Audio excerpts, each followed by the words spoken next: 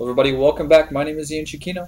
I got a game here on Lost Temple today. This is actually a best of 3 series between oGsTheWind, our blue Zerg player on the right side of the map, and on the left side of the map is TSLsSKS,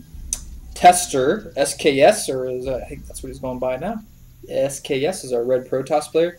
So these are very two high-level Protoss, Korean pros.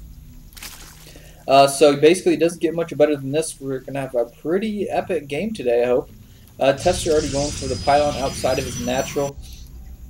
Now, we're on Lost Temple, cross-map positions.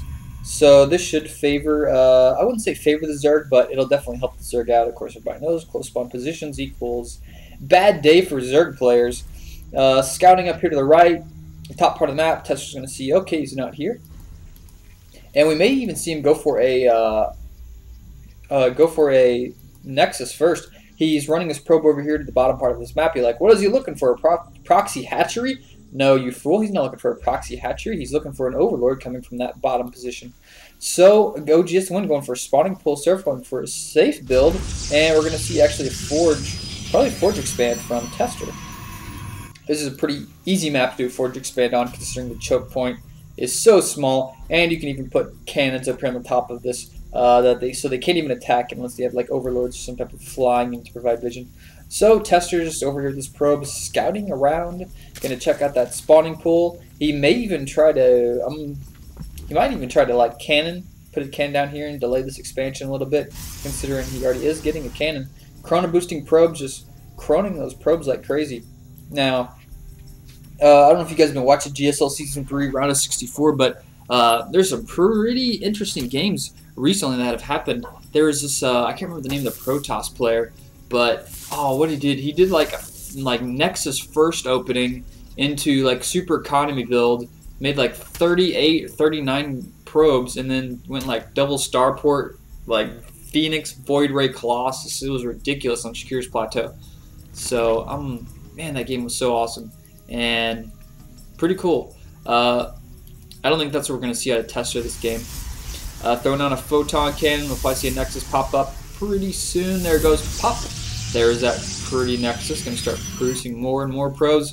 Probably even Chrono boost some more probes out. And oGsTheWind is going to get a bird's eye view of all this stuff. He's going to see, okay, my opponent's going for a Nexus. Don't have to worry about any incoming aggression anytime soon. This queen is actually going to be transferred down here to this expansion. Or is she just going to try and kill that probe? Nope, she's going to get transferred down to the expansion. And just going to have a bunch of macro going for the time being. The first gateway is about halfway finished. So it's going to be a while until we see some action. So I'm just going to speed this up for your sake and mine. Pretty nice vision for oGsTheWind. I got to comment on that. He's got a really good overlord placement over here on the left. Probably going to use it to suicide. Has a Zergling here at the middle Zelnaga Tower. Another Zergling at the top Zelnaga Tower. And even one overlord here hanging over the cliff edge to see all the types of buildings and how many photon cannons he has. And he might even move over here a little bit later to check the probe count. So just a really nice vision from him. And he's even moving this overlord, like I said earlier, into position later so he can just sack that for some scouting information later. So Metal Block Boost is about halfway finished. Oh, and a Nidus Worm. I'm going to love to see what he's going with that. And 2 Stargates. So, wow, is actually Tester doing that exact same build I was just talking about? 2 Stargate opening? That'd be crazy. So if he makes Phoenixes, if he makes like 4 Phoenixes, that's definitely a similar strategy. And oGsTheWind, what does he got? He's just going to go for a Nidus. Where the hell is that Nidus Worm at? There it is. It's popping up at the bottom of his base. And that's one thing that Protoss player did do when he was doing this strategy, was scout his base the entire time for Nidus Worms. And Tester must have not watched that game, because he's going to get Nidus Wormed. And he's going to have a shit ton of Zerglings all in his face. And he's making 2 Phoenixes, chrono boosting, but Phoenixes are, of course, one of the worst units to deal with Zerglings. I can't think of a worse unit to deal with Zerglings. Maybe Nexus.